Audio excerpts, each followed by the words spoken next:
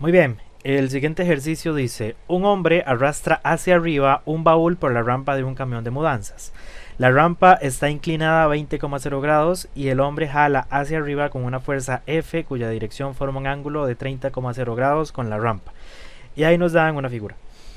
¿Qué fuerza F se necesita para que la componente F de X paralela a la rampa sea de 90,0 newtons? ¿Qué magnitud tendrá entonces la componente F de Y perpendicular a la rampa? Bien, entonces acá nos dan solamente dos datos y un dibujillo. Entonces, con esos dos datos y ese dibujo, nosotros podemos resolver perfectamente el ejercicio. ¿Qué tenemos? Tenemos el valor de F de X. F de X es igual a 90,0 newtons. Y tenemos el ángulo. A ese ángulo que existe entre la fuerza que está aplicando el hombre y la rampa, le voy a llamar teta. Y ese ángulo me está diciendo el ejercicio que es de 30,0 grados. Entonces aquí el ejercicio nos está dando un dibujo, pero lo podemos hacer nosotros perfectamente. Entonces fíjense que lo que nosotros tenemos por aquí es una rampa. Vamos a dibujar la rampa. Tenemos, pues, este sería el suelo, ¿verdad? Y este plano inclinado va a ser la rampa. Por acá, más o menos. Por acá hay una caja. Déjenme ver si la dibujo por acá. Y nada más la muevo por acá para que quede más sencillo. Ahí más o menos. Y la muevo por acá. Ahí está la caja. Muy bien. Y fíjense que la fuerza que ese hombre aplica tiene un ángulo medido a partir del eje X. Fíjense que acá mi rampa es como si fuera mi eje X. Fíjense que en estos ejercicios de Newton nosotros podemos perfectamente tener un eje X y un eje Y como este. O podemos tener un eje X y un eje Y como este otro. En donde, pues bueno, básicamente están rotados. Entonces, el hecho de rotar el eje X, el eje Y, simplemente es para que el eje X me coincida con el eje X de la rampa, es decir, para que la rampa sea paralela al eje X y de esa forma simplificar algunos cálculos.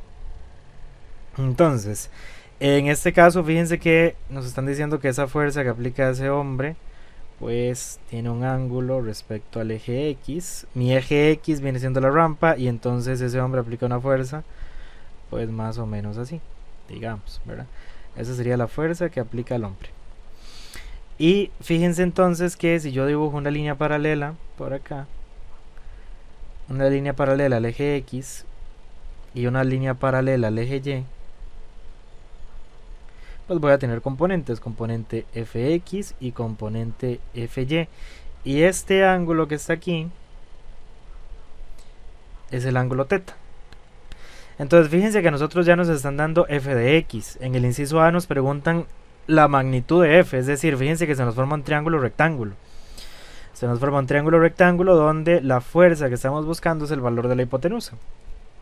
Entonces, pues para encontrar esa fuerza que aplica al hombre, simplemente utilizamos la identidad trigonométrica. Fíjense que f de x es adyacente al ángulo. Entonces recuerden ustedes que el coseno del ángulo es igual a la componente adyacente dividido entre la hipotenusa.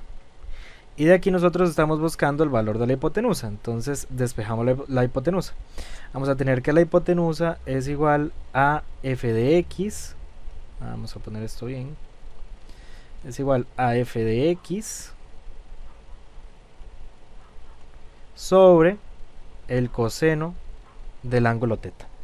Y acá lo que hacemos simplemente es sustituir los datos. Vamos a tener entonces que esa fuerza va a ser igual a 90,0 newtons dividido entre el coseno de 30,0 grados.